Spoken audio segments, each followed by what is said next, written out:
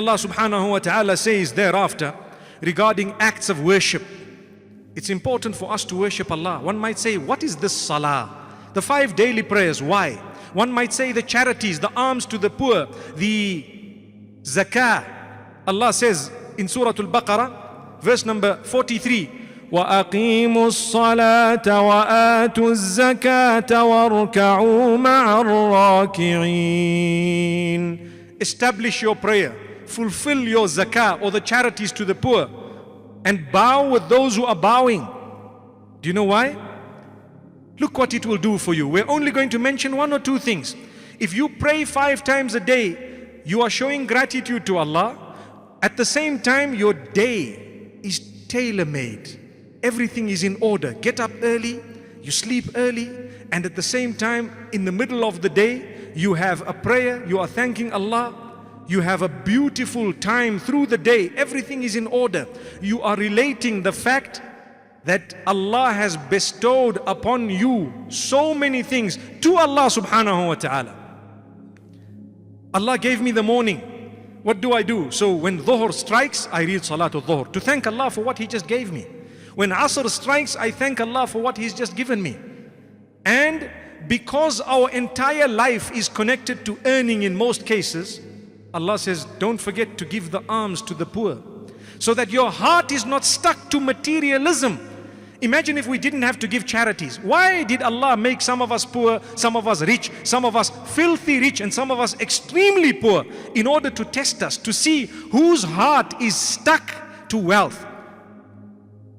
Entry into paradise will never be connected to how much you have. It will be connected to what you did with whatever you had. Remember this.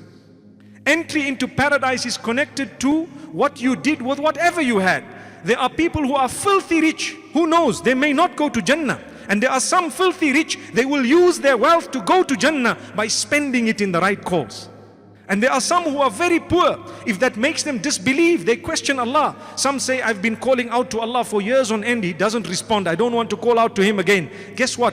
The tunnel was almost complete and you pulled out. So you lost.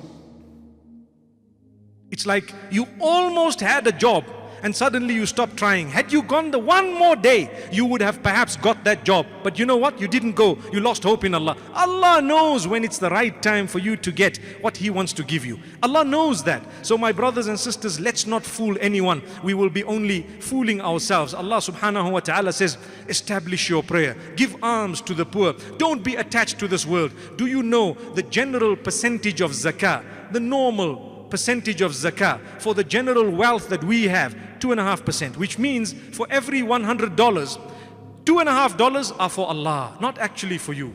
So Allah says, when you have $100 in your pocket, it's actually 97.5. The change is mine.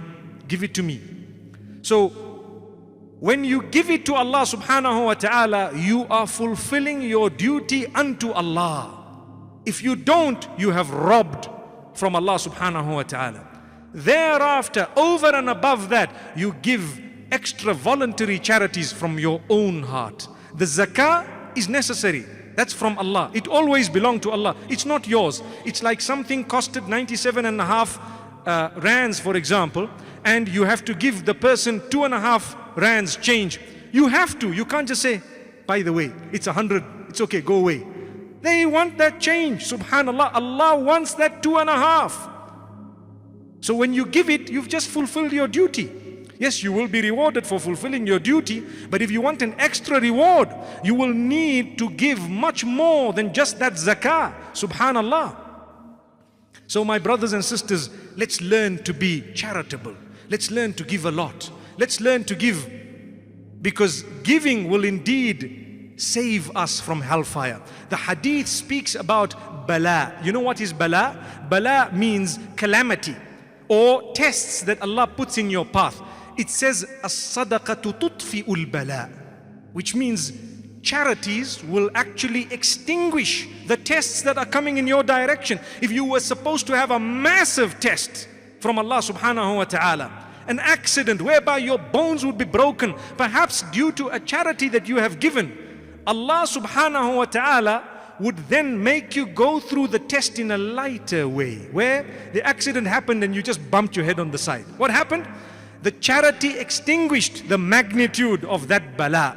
This was from Allah subhanahu wa ta'ala. This is part and parcel of taqdeer. It does not negate predestiny, because Allah already knew that the charity was going to come through. Allah